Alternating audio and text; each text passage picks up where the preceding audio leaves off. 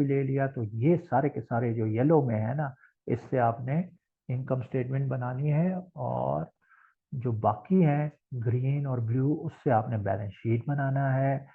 एक चीज का ख्याल रखना है कि ये जो प्रॉफिट आ जाता है यहाँ पर, ये आपने बैलेंस शीट में राइट हैंड साइड को, जहाँ लायबिलिटीज और कैपिटल होगा, उसकी साइड पे आपको ये लिखना पड़ेगा। तो तब इंशाल्लाह इंशाल्लाह ये दोनों साइड बराबर होंगे। ये आप देख रहे हैं, ये दोनों के दोनों साइड बराबर हैं। आपने एक फाइनेंशियल स्टेटमेंट बना ली है। अगर आप चाहते हैं कि ऑटोमेट हो ये जो रिटेन अर्निंग है, इस तरह से वहां से उठा के यहाँ ना लिखा जाए, अकाउंटिंग खुद ये काम करे आपके लिए। जो अकाउंटिंग का प्रोसेस है वो ये काम करे, उसके लिए आपको करनी पड़ेगी क्लोजिंग एंट्रीज। क्लोजिंग एंट्री करोगे ना आप, जिस तरह से अभी इन्वेंट्री के लिए परेशान हुए हो ना, इस तरह से इस पे भी परेशान हो जाओगे। मैं कुछ भी नहीं करूंगा इंशाल्लाह, ये लिखूंगा नहीं, ये जो प्रॉफिट है क्लोजिंग एंट्री की मदद से ट्रायल बैलेंस खुद जो है एक इस तरीके से बन जाएगा कि बिल्कुल बैलेंस होगा, बैलेंस शीट जो है। तो क्लोजिंग एंट्री सीखते हैं। क्लोजिंग एंट्री से मुराद ये है कि सेल्स का जो बैलेंस है उसे क्लोज कर दें। जितना भी बैलेंस है उसका बैलेंस क्रेडिट होता है। आपने देखा सारे के सारे ऊपर की ट्रांजेक्शन को आप एक नजर फिर देख ले, सेल जो है वो हम क्रेडिट कर रहे होते हैं, कोई उसमें हमने डेबिट एंट्री की नहीं है। तो जब कोई और साइड की एंट्री की ही नहीं है सेल्स का, इंशाल्लाह इंशाल्लाह जो बैलेंस आएगा वो डेबिट हुआ करेगा, सॉरी क्रेडिट हुआ करेगा। तो उसे क्लोज करने के लिए क्या करना पड़ेगा, उसमें फिर डेबिट एंट्री करनी पड़ेगी। जितने भी उसका बैलेंस होगा उतनी अकाउंट, ये बैलेंस हम चेक कर लेते हैं। ये ट्रायल बैलेंस में आपको नजर आएगा ये वाला इतना बैलेंस। ठीक है, ट्रायल बैलेंस चले जाइएगा और वहां देख लीजिएगा सेल्स का क्या बैलेंस है। सेल्स का ये बैलेंस है 28,53,5,300। ठीक है, 28,53,000,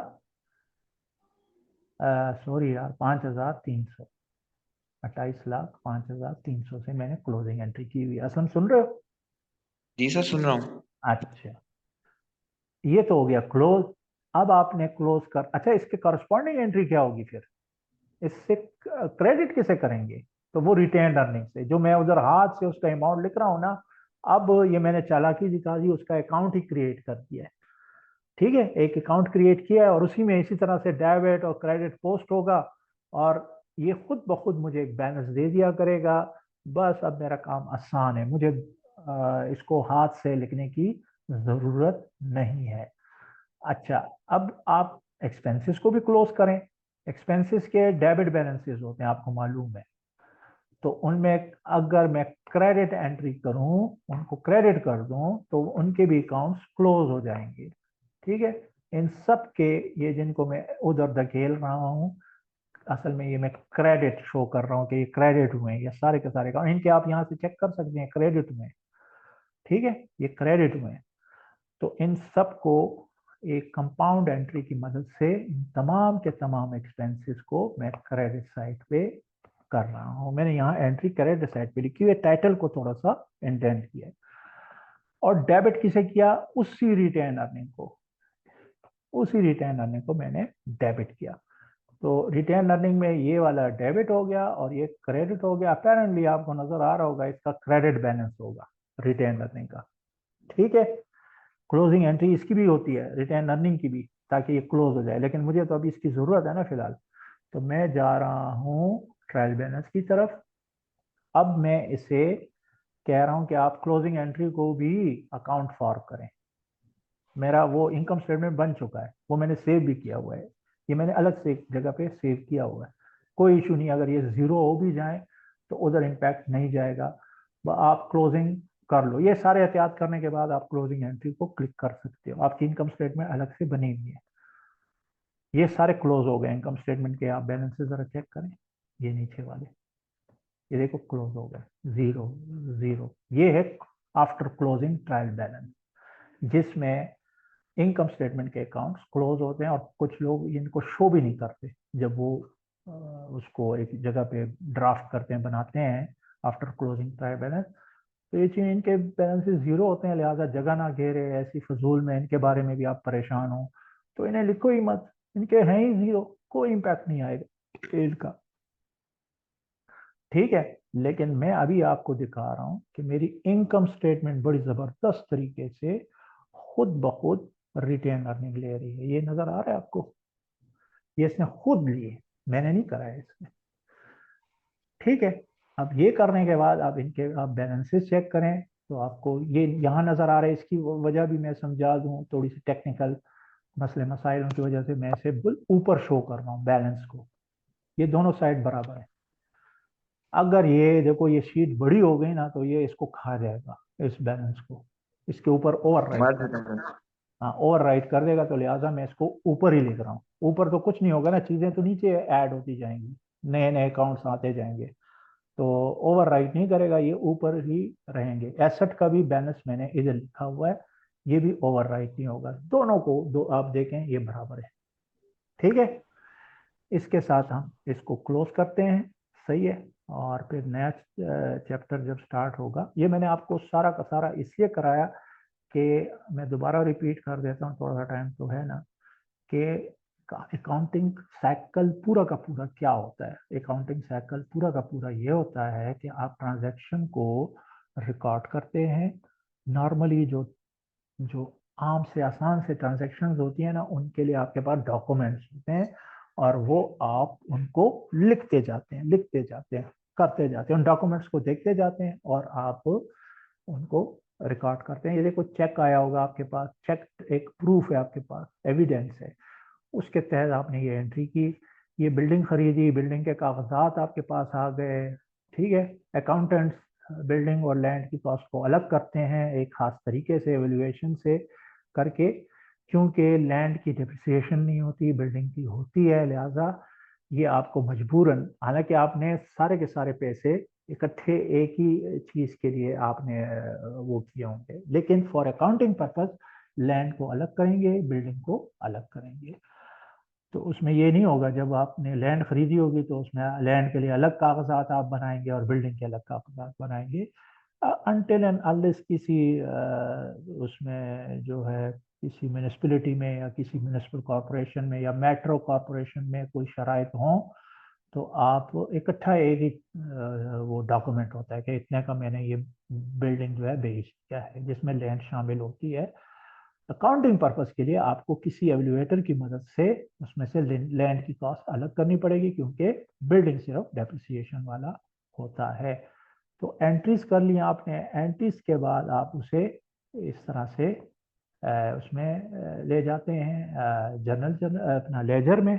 लेजर का मकसद क्या होता है? लेजर में आप डेबिट और क्रेडिट, देखो आज आपको खुद आपने एक सवाल उठाया था और उससे आपको फायदा का पता चल गया लेजर का, कि उसमें आपको आपके पास एक बैलेंस आ रहा होता है।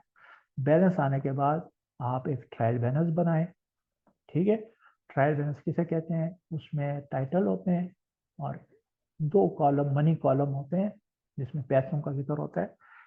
एक डेबिट साइड होता है और एक क्रेडिट साइड होता है। जिस जिस अकाउंट का डेबिट बैलेंस होता है वो आप डेबिट कॉलम में लिखते हैं, जिन जिन का क्रेडिट बैलेंस होता है उन्हें आप क्रेडिट साइड पे लिखते हैं। अच्छा, तो ये जब बन जाए और साल गुजरने वाला होता है, तो आपको फिर कुछ एडजस्टिंग एंट्रीज करनी पड़ती है। देखो अगर वो नहीं करेंगे तो आपका इनकम स्टेटमेंट गलत रिप्रेजेंटेशन देगा, और हर एक कुछ एसेट अकाउंट भी जो है वो गलत रिप्रेजेंट हो रहे होंगे एडजस्टिंग एंट्री के बगैर। मसलन सप्लाई का होगा, अगर कोई एक्रूवल बन रहे हो वो तो एक्सपेंस हो गए ना, लाइबिलिटीज भी आपकी सही नहीं आ रही होगी। कुछ एक्रूवल्स को रिकॉर्ड करने के बाद आपकी लाइबिलिटी भी इफेक्ट हो रही होती है। तो इसलिए एडजस्टिंग एंट्रीज मस्ट हैं, और ये आपको खुद करनी पड़ेंगी। आप प्रैक्टिस करेंगे, आप अकाउंटिंग के प्रोफेशन को अपनाएंगे तो ये आपको इनशाला आ जाएगा, कोई मुश्किल नहीं, आपको कॉन्सेप्चुअली पता चलना चाहिए। ठीक है, ये हो गया। जब ये ट्रायल बैलेंस बन जाए और आप एडजस्टिंग एंट्री करें कर लें, उसके बाद दोबारा उसमें जाएंगे लेजर में, और लेजर के अमाउंट दोबारा आप बैलेंस से लेके एक और ट्रायल बैलेंस बनाएंगे। उस ट्रायल बैलेंस को कहते हैं एडजस्टेड ट्रायल बैलेंस। एडजस्टेड जब बन जाए ना, तो अब आप वो बना सकते हैं, इनकम स्टेटमेंट बना सकते हैं। इनकम स्टेटमेंट बनाए, क्योंकि आपने सारे के सारे एक्सपेंसेस का कोई अकाउंट फॉर कर लिया है। लिहाजा अब आपका इंशाल्लाह इंशाल्लाह ये जो इनकम स्टेटमेंट है ये ठीक बने बन रहा होगा। आपने ख्याल किया हुआ है एडजस्टमेंट का भी। ये जब बन जाए तो आप इधर से भी बना सकते हैं बैलेंस शीट, लेकिन सजेस्टेड ये है कि आप अकाउंटिंग प्रोसेस फॉलो करके कुछ और एंट्रीज करें। तो ये जो रिटेन अर्निंग की अमाउंट है ये आपको खुद अकाउंटिंग का सिस्टम आपको प्रोवाइड करके देगा।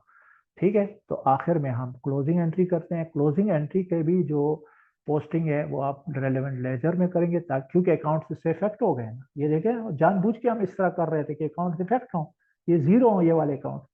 तो हमने सोचा कि हम क्या एंट्री करें कि ये जीरो हो जाए। सेल्स के लिए अगर आप डेबिट क्रेडिट डेबिट साइड पे क्लोजिंग एंट्री करेंगे तो क्लोज हो जाएगा। एक्सपेंसेस के लिए अगर आप क्रेडिट में कोई एंट्री करेंगे तो एक्सपेंसेस वाले अकाउंट भी क्लोज हो जाएंगे।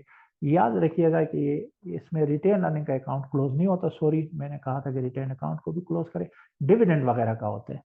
ठीक है, इसमें जो मुझसे रह गया है वो डिविडेंड का है। उसका आपने मुझे बताना है कि डिविडेंड की क्लोजिंग एंट्री कैसे करेंगे आप। ठीक है, ये आप पर है, इसके लिए आपको थोड़ा सा रिसर्च वर्क करना पड़ेगा कि डिविडेंड की क्लोजिंग एंट्री कैसे होगी। ये असाइनमेंट है आज की। अच्छा, ये भी क्लोजिंग एंट्री करने के बाद जो है आप ट्रायल बैलेंस बना लेंगे। आपका जो ट्रायल बैलेंस होगा ना, उसमें ये जो इनकम स्टेटमेंट वाले अकाउंट है ये जीरो हो जाएंगे, क्यों, आपने इसको क्लोज किया हुआ है। ठीक है, और एक फायदा हो गया इससे कि आपके पास रिटेन अर्निंग का भी अकाउंट आ गया खैर से, और उसमें बैलेंस आ गया है। अब आप आंखें बंद करके इस इन जो ग्रीन वाले हैं इन्हें आप लेफ्ट हैंड साइड पे लिखें, और ये जो ब्लू वाले हैं इन्हें आप राइट हैंड साइड पे लिखेंगे। दोनों का बैलेंस बराबर होगा इंशाल्लाह, कोई मसला नहीं होगा। तो ये हो गया आपका सारा का सारा अकाउंटिंग प्रोसेस। आज हमने एक और चीज भी देखी, और वो ये कि एक मर्चेंडाइजिंग बिजनेस के कौन कौन सी स्पेसिफिक ट्रांजैक्शन है वो भी आपने सीख ली। बस दो जो है वो आसानी, हम आसान आसान चीजें कर रहे हैं।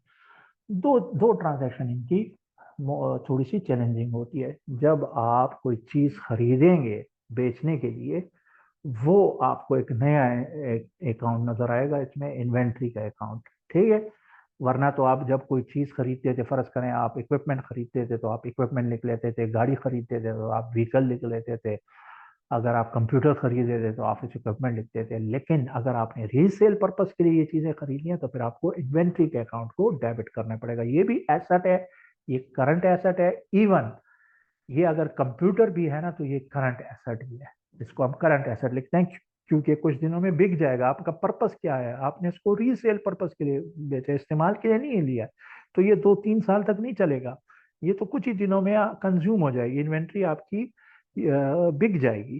तो इसलिए ये करंट एसेट है। अच्छा, दूसरी एंट्री जो मुख्तलिफ है वो है कि आप जब इसे बेचेंगे तो आप एक तो सेल को रिकॉर्ड करेंगे। जब आप सर्विसेज को करते थे ना तो आप सिर्फ और सिर्फ रेवेन्यू को क्रेडिट करते थे और कैश को डेबिट करते थे। लेकिन अभी जो है आप एक और एंट्री भी करेंगे, आपको इन्वेंट्री को भी अपडेट करना है। ठीक है, तो इन्वेंट्री को इसमें कॉस्ट ऑफ गुड्स सोल्ड को डेबिट करेंगे और इन्वेंट्री को क्रेडिट करेंगे। बस इतना सा फर्क है और कोई भी फर्क नहीं है। हाँ, थोड़ा सा अगर आप परेशान ना हो तो एक फर्क और देख लीजिएगा कि कॉस्ट ऑफ गुड्स सोल्ड को मैंने क्लोज किया है। ठीक है, क्योंकि ये एक्सपेंस अकाउंट है। बस इसमें यही फर्क है ना, जो ये मर्चेंडाइजिंग बिजनेस है इसमें सबसे बड़ा जो एक्सपेंस होता है वो कॉस्ट ऑफ गुड्स सोल्ड का होता है। जो चीज़ आप बेच रहे हैं ना उसी की सबसे ज़्यादा कॉस्ट होती है ना। ठीक है ना, तो बाकी उसी तरह से फ्यूल का खर्चा है, सैलरी का खर्चा है, यूटिलिटी एक्सपेंस है, लेकिन सबसे बड़ा जो है वो जो चीज़ आपने बेची है, ये आप यहाँ से भी देख लीजिएगा कितनी बड़ी अमाउंट है, 24 लाख के करीब, 24 लाख के करीब अमाउंट है। ठीक है, तो आज आपने ये भी सीखा कि मर्चेंडाइजिंग बिजनेस के क्या ट्रांजैक्शन में क्या क्या चीज़ें होती हैं। अब आपने मुझे बताना है, आपके इंटरेस्ट का है कि क्या आपने मर्चेंडाइजिंग कोड तफसील से, और भी तफसील है इसमें, है वो, क्योंकि इसमें आएगा फिर वो sales discount, purchase discount, sales return and allowances, purchase return and allowances, तो क्या वो भी सीखने हैं कि नहीं है, हम जाएं डेप्रिसिएशन पे, जैसा आप कहें। मुझे तो वो सिखाने में कोई मसला नहीं है, तो हम वो भी सीख लेते हैं। ठीक है, अब आपने ये अपने लिए प्लान बनाना है कि और वो कौन कौन से टॉपिक है जो चैलेंजिंग है। अगर उसके लिए कोई एडवांस अपना कोई उससे पहले का कोई टॉपिक है जो ज़रूरी है वो मैं आपको बता दूंगा कि वो वाला है, तो फिर क्या वो भी सीखना है कि नहीं। आप कहेंगे कि नहीं है तो सर वो तो मुझे आता है, तो खैर है, उसको छोड़ देंगे, फिर हम इसी तरफ आ जाएंगे, उस टॉपिक की तरफ ही आ जाएंगे। सही है, मैं आपको वैसे ही जनरली बता रहा हूँ। अगले वाले टॉपिक्स जो है वो ये है कि आपने ये जो मर्चेंडाइजिंग बिजनेस है, इसके परचेज रिटर्न कैसे रिकॉर्ड करेंगे, इसके और होते क्या है, परचेज डिस्काउंट कैसे रिकॉर्ड करेंगे, और होते क्या है, सेल रिटर्न कैसे रिकॉर्ड करेंगे, सेल डिस्काउंट कैसे रिकॉर्ड करेंगे। अच्छा, उसका जो ट्रांसपोर्टेशन होता है उसकी स्पेशल ट्रीटमेंट होती है। जब आप मर्चेंडाइजिंग बिजनेस में जाते हैं तो उसमें भी ट्रांसपोर्टेशन का खर्चा होगा। वो उसको थोड़ा सा टेक्निकली एनालाइज किया जाएगा और फिर कहा जाएगा, वो उसको डिफरेंट ट्रीट किया जाएगा, वो भी मैं आपको उसमें बताऊंगा। और इतना है, थोड़ा सा इनकम स्टेटमेंट उसका मुख्तलिफ हो जाता है, वो भी बता दूंगा। ठीक है, तो और कोई बात असलम साहब? जी सर, बस मैं जो जो टॉपिक चैलेंजिंग है ना सर, वो मैं आपको व्हाट्सएप कर दूंगा। जी। और ये सेल्स रिटर्न एंड अलाउंसेस वाले सारे सर उसमें आते हैं अच्छा, सर। और आज और के लेक्चर, डेप्रिसिएशन वाला सर। आज के लेक्चर में भी कोई चीज़ रह गई हो तो ये भी मुझे बता दीजिएगा। ठीक है, लेकिन श्योर उससे सर। पहले आप मैं मेरे वो इस लेक्चर को सुन लीजिएगा, हो सकता है उसका जवाब आपको उधर ही मिल जाए। ठीक है, जी दोबारा सर। सुनने में। चले फिर मैं बंद कर रहा हूँ। ठीक है, ठीक है सर। अल्लाह हाफिज। अच्छा, रिकॉर्डिंग तो बंद करने की ज़रूरत नहीं होती है ना? हाँ सर, वो ऑटोमेटिक बंद हो जाती है। अच्छा, चले फिर, अल्लाह हाफिज। अल्लाह हाफिज सर।